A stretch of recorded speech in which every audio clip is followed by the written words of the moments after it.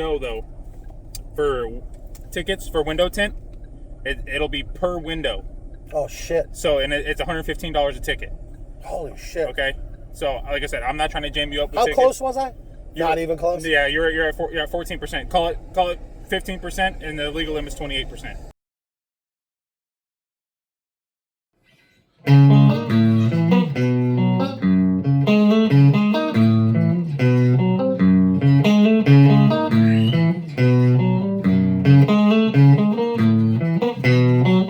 That's the only police I know. I had to do some music. So I got pulled over. I tried to shut the bird up. I've covered the cage. She just won't be quiet. So you're going to have to deal with it. So I got pulled over in Bunnell, Florida. I live in Palm Coast. Bunnell and Palm Coast are right next to each other. And you know, I'm a huge fan of your rights. I'm a huge fan of people like Lackluster, that channel, James Madison, Honor Your Oath. I mean, you know, Armed Fishermen, all those channels. I'm a huge fan of it, and I know that police corruption and brutality is literally in every single city in this country.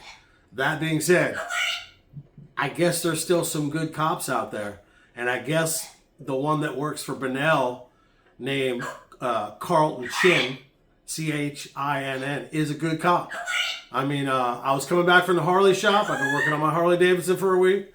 Good mood. You know, I'm a medical marijuana card holder, legal. I'm a legal gun toter.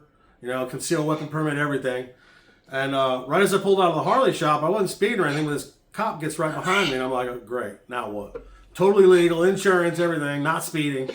So he follows me for about 5 or 6 miles. I mean, that's on Route 1 in that area, that's like for 10, 15 minutes. So he finally pulls me right when I get into Bunnell, walks up on my passenger side. I cut my recorder on, recorded all of it like you're supposed to do, and produced my license and everything. He said, do you have your insurance and registration? I said, well, you ran my plate. You know I got all of that. And he kind of looked at me kind of funny, like I had a scanner or something, which I don't. And he said, yeah, but you're supposed to, you know, show it to me. I said, okay. So I showed him. I couldn't find my registration at first. I found it. I showed him my proof of insurance. Everything was fine. He said he pulled me because of window tint. So that sounds to me like a fishing expedition to find something else, but it wasn't. The guy was totally on the level. He could have really, I mean, it says on, when the police pull you over and they run your plate, it tells if you have a concealed weapon permit. It says if you have a medical marijuana card. It says if you have any warrants. It says if your license, your insurance is valid, your license is valid. It tells you, there's a lot when they run your plate. So they pretty much kind of know who they're dealing with if the owner is driving that car. So yeah, he put the tint meter on my window, and I said, you know, legally you can't do that. And he was like, what? The guy's probably 32, maybe 33. He said, you can't. I said, you can't put that on my window. You're violating my rights because you have to have a warrant to get inside my car if I don't give you permission. He's like, no, I'm just putting this thing on your window. I said, is it inside my car? And he said, well, yeah. I said, well, then you need a warrant for that. And I said, but you know what? I said, go ahead and do it. I mean, you got to pick your battles, okay? I'm a firm believer in standing up for your rights. As long as you're not breaking any rules, stand up for your rights. But I'm also a firm believer, and you got to let people do their jobs, man. I mean, I think most police officers, when they, maybe not all of them, but most of them, they have good intentions when they become a police officer. Some of them don't, but this guy seemed like one of those good ones, man. I had a guy, a police officer in my front yard when we first moved in, try to start a fist fight with me and hit on my wife right in front of me with his body cam on for no reason. Somebody passed out in their car beside our house. We just moved in. I just went outside to look.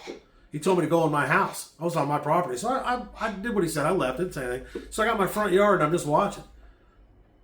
His name's Wiley. He's a deputy sheriff. He comes in my yard and he said, I told you to go in your house.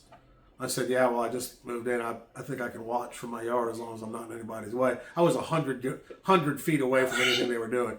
He said, you have to obey me. And I said, no, I don't think I do. He said, yeah, you do. kind of bucked up to me. You know, he's a little bigger than me, so I bucked right up back to him. You know me. And so my wife comes out, my fiance at the time, and like, what's going on? And he looks at me. I look at her. I said, it's okay. The cop looks at her and goes, he's nothing. Don't worry about him. He's nothing. How you doing? Like, hits on her in front of me. I mean, literally 20 years ago, I'd have been in jail for this. That's just one instance. I complained about that Wiley guy. I called and filed a complaint. The complaint was never filed. I called back a week later, never heard of me. So a month later, I called back. I had the name of the cop that I talked to and everything. No complaint was ever filed. The only reason there was ever a complaint filed is they had a murder at the end of our street. Our street we live on is very long, nice houses, but there's also, I guess, crazy people. They needed my doorbell cam because the murderer drove by and then drove back out. These cops come knock on my door. I told them to go shit in their hat. I'm not giving you any video. I don't give a shit who got murdered. You're not helping me. I'm not helping you. So that guy was actually pretty nice. I told him what happened. He did file a complaint. Go ahead of that a year. I was metal detecting in Bunnell at a place there was no trespassing, nothing. 3 cops pull up and put guns to my head. This is no exaggeration. 2 of the cops pulled the guns out with fingers on the trigger at my head for metal detecting. There was no trespassing signs. I've seen other people up there before. Nothing. I didn't have anything illegal. I wasn't armed. No drugs. Nothing. And luckily, one of the cops that pulled up recognized me from a bonkers comedy show. He said, "You work for Joe Sanfilippo?" I said, "It's Sanfilippo, you illiterate." Actually, but he was really nice. He straightened it all out. And I wasn't allowed to complain about that one. So that tells you right there, there's some not good police in this area. But Carlton Chin is not one of them. He was very polite, very nice. I'm just kind of flabbergasted that it went the way it did, because I figured the worst was going to happen. All these videos I watch and everything, you know, that's a bad way to be, I think, for me. I think I just learned a lesson, a very, very valuable lesson. And I think y'all should learn it too. You know, record every interaction you have with any police officer, state patrol, anything. Record all of it. And hopefully it'll turn out like mine did. It was totally fine. I wasn't, you know, I didn't have a bad attitude with the guy. I kind of thought I was going to have to, but, you know, just be careful out there, man. Innocent people like Sonia Massey getting shot in the face in her living room for pouring a glass of tea, unarmed, because she had a prowler. You know, so I'm just saying, be careful.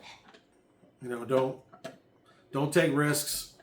Pick your battles. Don't start fights with the cops. And hopefully we'll all stay safe out there, and maybe things will turn for the better. I think they will if Carlton Chin stays on the force. I think things will get better, because with me, he was an honest, friendly, helpful public servant, and I'm better for it.